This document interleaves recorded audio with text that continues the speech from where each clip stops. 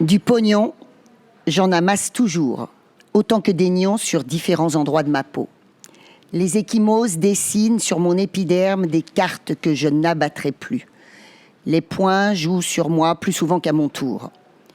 Du barreau, beau dans ma robe, je passe maintenant plus de temps au fond des caniveaux, coincé à la sortie des boîtes de nuit par des gaillards qui ont toujours la même tête. Miteux microbes, selon eux. Mais ils disent des mots que je n'ai pas dans mes registres. Au matin, c'est toujours l'heure du constat quand ma lame rase la nuit qui s'achève. Je suis montée au front comme on marche en affaires, retournant sans baragouiner au baratin assermenté. Ça, c'est un extrait de Guacamole Klaxon, qui est une nouvelle qu'on trouve dans Briser la glace de Yann K. Yann, bonjour. Alors, on t'a fait venir parce que ça faisait belle lurette déjà qu'on devait te faire venir. Et puis, en plus, t'as pas mal d'actualités. Raconte-nous. Bah oui, ça fait un bout de temps, on devait se voir déjà pour le précédent bouquin, et puis là, entre-temps, Briser la glace est sorti, donc c'était l'occasion d'en parler un petit peu. Et puis, il y a une actualité brûlante qui est le Mixtérature qui va se tenir à la librairie du Hérisson le 5 novembre. Ah, le Mixtérature, mais c'est quoi ça ? Alors en fait, c'est venu d'une idée qu'on a eue avec Stéphanie, qui est la libraire du Hérisson, où on se dit, il y a quand même pas mal de gens dans la région qui écrivent, qui produisent des textes, qui parfois les partagent, les publient, et on s'est dit que ce serait intéressant de faire une soirée un peu musicale autour de tout ça. Donc ce qu'on a proposé, c'est que chacun envoie son texte enregistré, comme ça, sur un smartphone rapidement, une petite minute maximum de texte.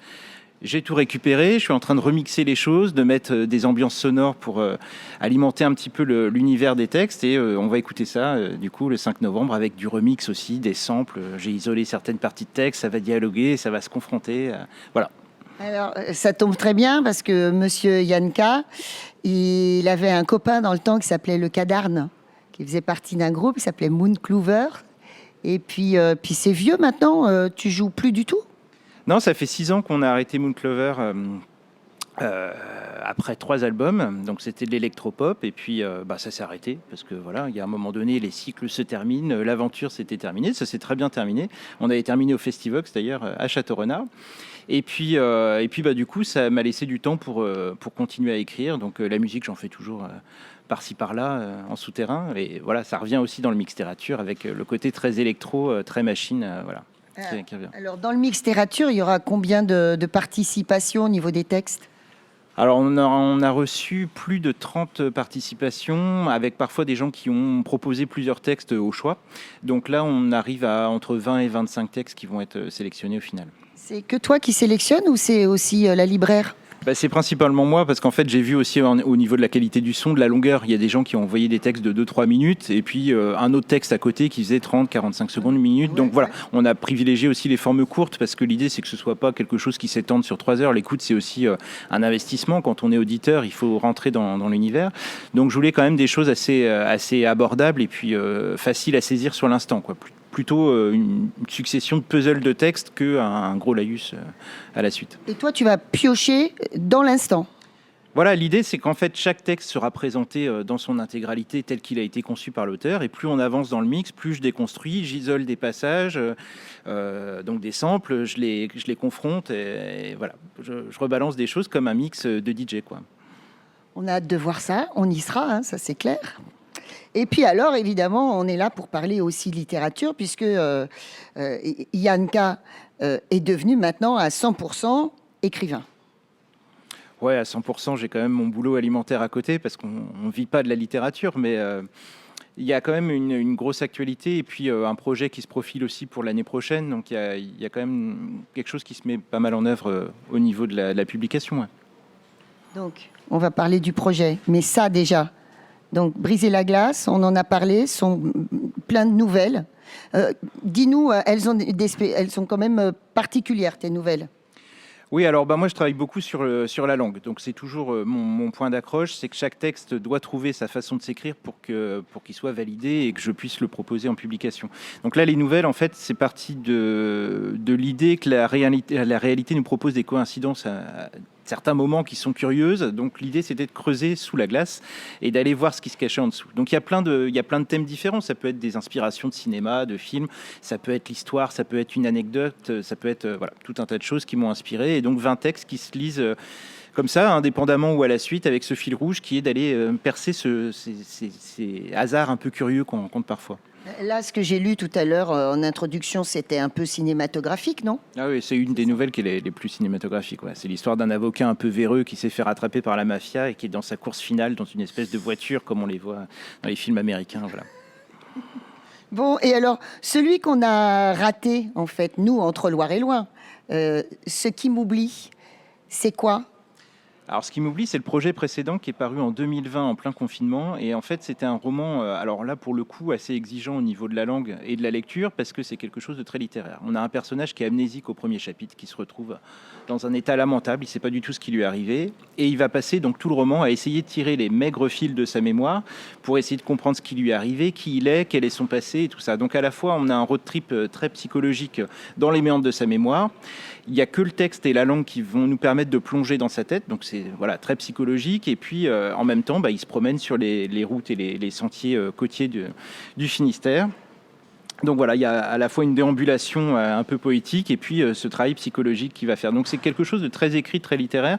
Et en fait, ça s'envisage comme une plongée dans la langue. Seuls les mots et les phrases vont nous permettre de comprendre un peu ce qui a pu lui arriver, quoi. C'est un très bel objet d'ailleurs par ailleurs. Pourquoi y a-t-il ce phare en illustration? Alors c'est un phare qui ouvre la rade de Brest qui s'appelle le phare du Minou. Et donc c'est les lieux qui sont parcourus par Ernest, le personnage principal. Et ça c'est le tout premier. Voilà, quelque chose, tu dis, quelque chose de local, tu dis. Oui, Les haricots par la racine, c'est sorti en 2015 aux éditions de l'Écluse, donc à Châtillon-Coligny.